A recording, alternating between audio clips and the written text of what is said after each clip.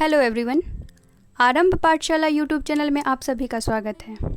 आज है 28 जुलाई और 28 जुलाई से करंट अफेयर्स के जितने भी प्रश्न होंगे वो आज इस वीडियो में हम डिस्कस करेंगे और उन प्रश्नों से रिलेटेड जितने भी इम्पोर्टेंट फैक्ट्स होगा उन सभी को हम डिस्कस करेंगे।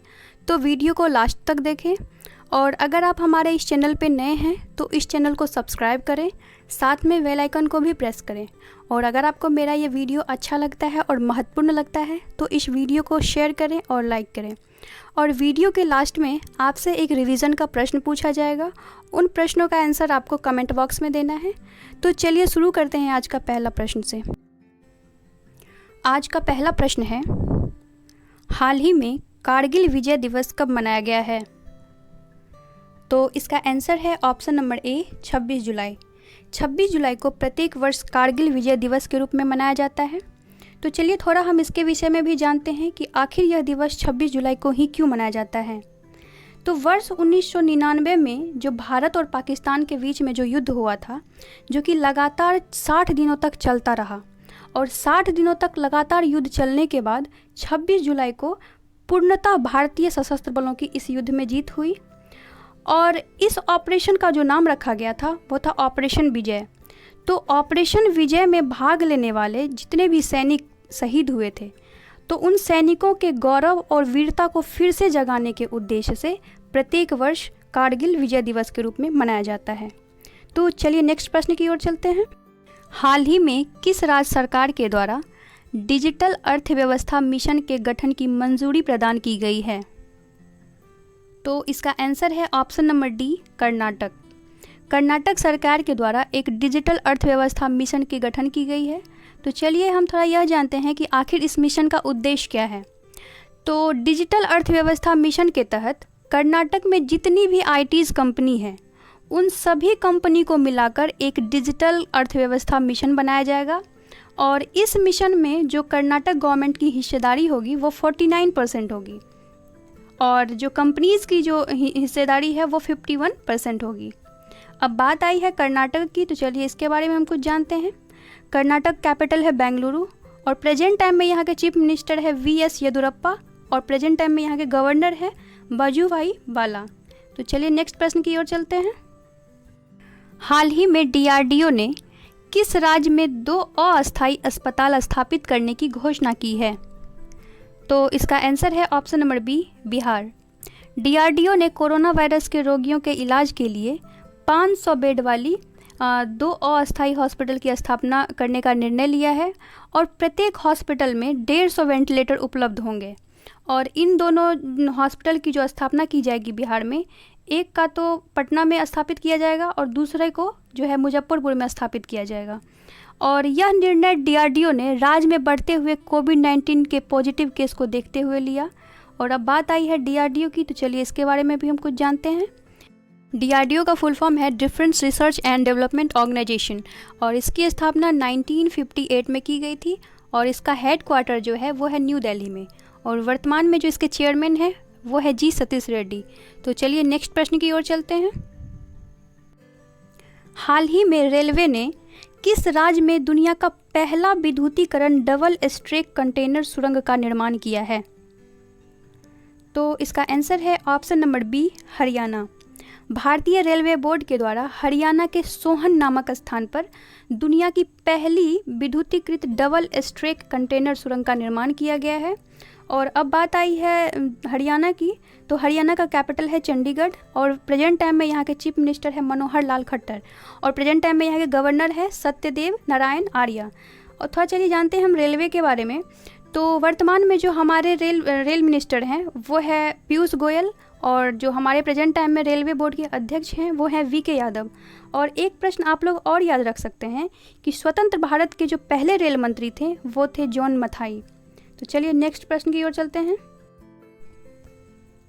हाल ही में भारत ने किस देश को $1 मिलियन की चिकित्सीय सहायता प्रदान की है? तो इसका आंसर है ऑप्शन नंबर सी, उत्तर कोरिया। भारत ने उत्तर कोरिया को $1 मिलियन की चिकित्सीय सहायता प्रदान की है। और अब बात आई है उत्तर कोरिया की, तो चलिए थोड़ा इसका हम मैप में लोकेशन देखते हैं कि उत्तर कोरिया कहाँ है। ये है कोरिया का लोकेशन। इसमें जो ऊपर वाला पार्ट्स है ये है नॉर्थ कोरिया और नीचे वाले भाग को साउथ कोरिया कहा जाता है। लेकिन अभी हमको बात करना है नॉर्थ कोरिया के बारे में। तो नॉर्थ कोरिया का कैपिटल है प्योंगयांग और वर्तमान में यहाँ के प्रेसिडेंट है किम जोंग उन, यहाँ के वर्तमान में प्रेसिडेंट हैं। और एक प्रश्न आप लोग और यहाँ से याद रखेंगे कि नॉर्थ कोरिया, ये हो गया नॉर्थ कोरिया और ये साउथ कोरिया। नॉर्थ कोरिया और साउथ कोरिया को डिवाइड करने वाली लाइन को 38 पैरेलल लाइन कहा जाता है। ये प्रश्न आप लोग याद रखेंगे। तो चलिए नेक्स्ट प्रश्न की ओर चलते हैं। हाल ही में भारत ने 2030 तक कितना प्रतिशत अक्षय ऊर्जा प्राप्त करने का लक्ष्य को निर्धारित किया है? तो इसका आंसर है ऑप्शन नंबर सी, 60%। भारत ने 2030 तक 60% अक्षय ऊर्जा प्राप्त करने का लक्ष्य रखा है और इस अक्षय ऊर्जा में solar energy, wind energy, water energy, ये सारी एनर्जी इस अक्षय ऊर्जा में शामिल है। तो चलिए नेक्स्ट प्रश्न की ओर चलते हैं। हाल ही में भारत ने किस देश के साथ डिफेंस लॉजिस्टिक शेयरिंग नामक समझौता पर हस्ताक्षर करने की घोषणा की है? तो इसका आंसर है ऑप्शन नंबर ए, रूस। भारत ने रूस के साथ डिफेंस लॉजिस्टिक शेयरिंग नामक समझौता किया है। और अब बात आई है रूस की, तो चलिए इसको मैप में देखते हैं, इसका लोकेशन कहाँ है। ये है रूस का लोकेशन और इसका कैपिटल है मॉस्को और यहाँ की जो करेंसी है वो है रशियन रूबल। और प्रेजेंट टाइम में यहाँ के प्रेसिडेंट है व्लादिमीर पुतिन और प्रेजेंट टाइम में यहाँ के प्राइम मिनिस्टर है मिकाइल मिसिस्टी। तो चलिए नेक्स्ट प्रश्न की ओर चलते हैं। हाल ही में किस देश ने अपना 55वां स्वतंत्रता दिवस मनाया है? तो इसका आंसर है option number B, Maldives. Maldives ने हाल ही में अपना 55वां स्वतंत्रता दिवस के रूप में मनाया है। तो चलिए इसके बारे में भी कुछ हम जानते हैं। तो वर्ष 1887 को मालदीव ब्रिटिश साम्राज्य का एक संरक्षित राज्य बन गया था, किंतु 1965 में मालदीव के प्रधानमंत्री और ब्रिटिश राजदूत के बीच एक समझौता हुआ था और इस समझौता के तहत यह निर्धारित हुआ कि मालदीव के जो रक्षा और बाहरी मामलों की जो भी बात होगी उसमें ब्रिटिश अब हस्तक्षेप नहीं करेंगे और इसके परिणाम स्वरूप मालदीव जो है एक स्वतंत्र कंट्री बन गया। तो अब बात आई है मालदीव की, तो चलिए इसके बारे में भी कुछ जानते हैं। मालदीव का कैपिटल है माले और यहाँ की करेंसी है मालदीव रुपया और वर्तमान में जो यहाँ के राष्ट्रपति हैं वो है इब्राहिम मोहम्मद सोलिह। तो चलिए नेक्स्ट प्रश्न की ओर चल। हाल ही में किस राज्य सरकार के द्वारा वन उत्पादन क्लस्टर बनाने की घोषणा की गई है? तो इसका आंसर है option number C, Odisha. Odisha सरकार के द्वारा वन उत्पादन क्लस्टर बनाने की घोषणा की गई है और इसका उद्देश्य कोरोना वायरस महामारी के बीच पहाड़ी और वन क्षेत्रों में आर्थिक गतिविधियों को बढ़ाना इसका उद्देश्य है।